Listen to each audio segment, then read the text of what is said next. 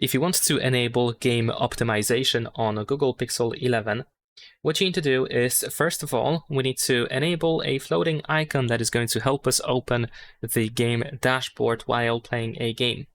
So you can go to settings on your phone. Let me actually go back over here. And at the top of the settings, you want to select your account. In here, switch to all services and go to game dashboard. Now in here, we should be able to find game dashboard floating icon. You want to make sure that this option is enabled. And of course, the game dashboard itself should be activated too. Then we can open any game and you should be able to find either this arrow over here, which you can slide to the middle, or it's going to be just this button here, this gamepad button. So you want to tap on that. And then if it is possible to activate the optimization for the selected game, then over here you will find this optimization button, which you should be able to use.